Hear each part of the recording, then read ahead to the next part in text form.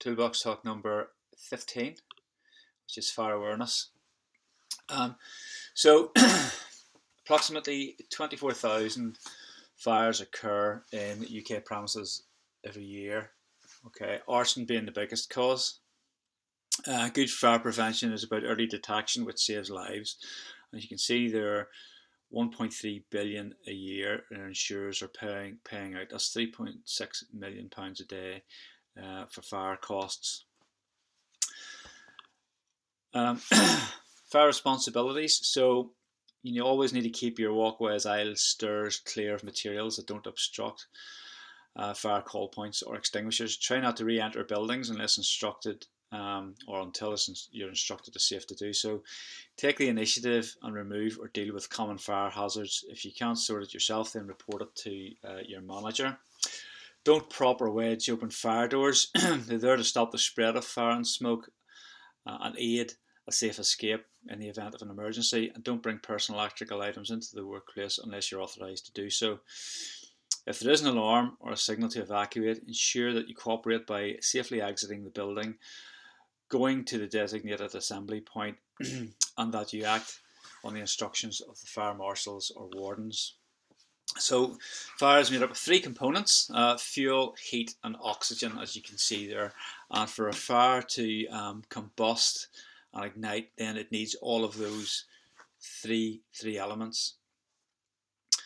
If you remove any one of these, then the fire will not start or it will extinguish. So sources of ignition, things like naked flames such as matches, candles, cigarette lighters, hot surfaces such as cooker rings, irons, heating elements, etc. Electrical sparks, so static electricity or poor contacts or worn cables, and mechanical, so friction, grinding wheels or discs. So you can see there 90% of all fires are caused by people.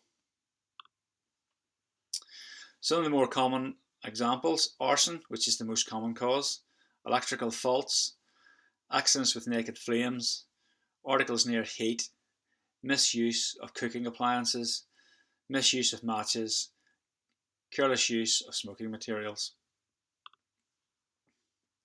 So on site, we're looking at safe disposal and material storage. So you should not store combustible materials or place waste next to the structure of a building. Where a skip is provided for all collection of debris or waste, it should be positioned so that fire in the skip would not put the workplace or anything else at risk. External waste containers should be made secure when not in use. So, looking at fires, how you raise the alarm. Your organisation's fire procedure should instruct you to raise the alarm upon discovering a fire, which we do, and you'll see that on all your sites. You will have fire information boards. When the alarm is raised, a sequence of irreversible events should be triggered.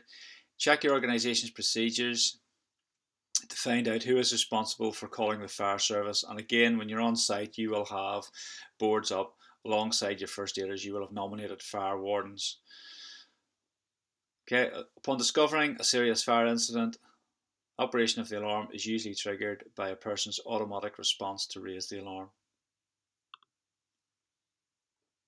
So if you discover a fire, you should raise the alarm and evacuate immediately.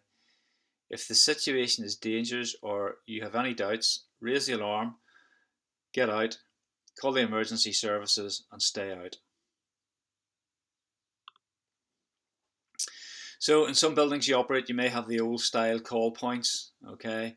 So there's no need to operate more than one fire alarm call point. On operation of the alarm, people should commence evacuation immediately.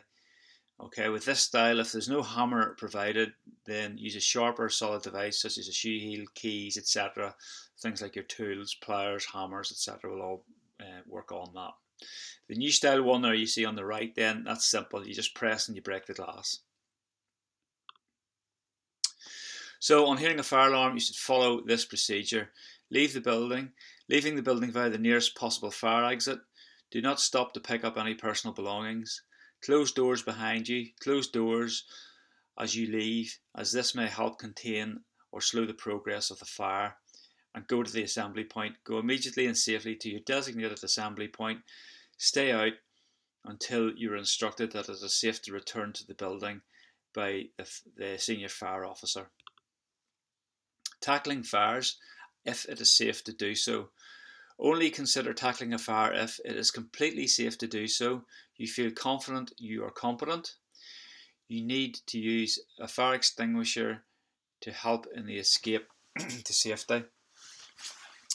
You have appropriate firefighting equipment and training. If any kind of firefighting equipment is used, you should raise the alarm immediately and evacuate. This situation could be dangerous and introduces an element of doubt. So again, it's important that you know your escape routes. So when you're working in a particular part of a building, make sure before you commence work that you go to the nearest safety board and you look and work out where your nearest escape route is. Okay, reasons for not using lifts in buildings. You should be aware of your organisation's fire procedures, or indeed the site procedures that relate to use of lifts and evacuation. So unless the building is fitted with evacuation lifts, then lifts should not be used to evacuate for two reasons. Cut or loss of electricity. People could potentially become trapped if the electricity supplied to the lift is cut or lost. The lift could stop between floors and its doors become difficult to open. And smoke and toxic fumes. Lift shafts pass vertically through several floors. People can be asphyxiated by smoke and toxic fumes that may be drawn into the lift shaft. Okay, people with disabilities. So again, organisations should have what they call a PEEP. This is a personal emergency evacuation plan. So anybody who may have access issues or may be impeded normally through evacuation will have a personal emergency evacuation plan made up for them. Okay, so fire extinguishers. All premises should have fire extinguishers. They should be easily accessible, simple to use, and indicated by signs. Okay, so all employees, there's a requirement for all employees to know where the extinguishers are and different types and what they're used for. And the fire team extinguishers, fire extinguishers enable suitably trained people to tackle fire in the early stages without putting themselves at risk. So again, the fire alarm should always be operated before attempting to tackle any fire with a fire extinguisher. And again, you need to make yourself aware of the locations of all fire extinguishers as well as the emergency exits and the fire call points before you commence work. So there are classes of fire. A, as you can see, there are solid materials, normally organic, like wood, paper, cardboard, coal. A B, which is flammable liquids, such as petrol, diesel, spirits, etc. C is gases, such as acetylene, natural gas, propane, butane. D, such as aluminium, magnesium, sodium, which are typically milled or machined. Your electrical fires are your class E, and your class F, which is cooking oils, etc., fats used in kitchens, things like that. So different extinguishers for different types of fires, and they're color coded. So you can see that the foam spray, and it tells you exactly what you can and can't use it for.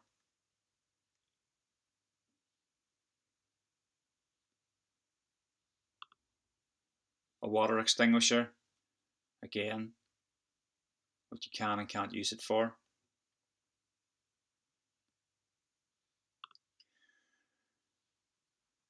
ABC powder, what it can be used for. CO2, carbon dioxide, what it can and can't be used for.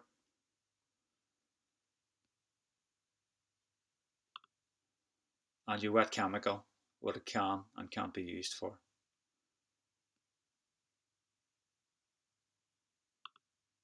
So that's the end of the show.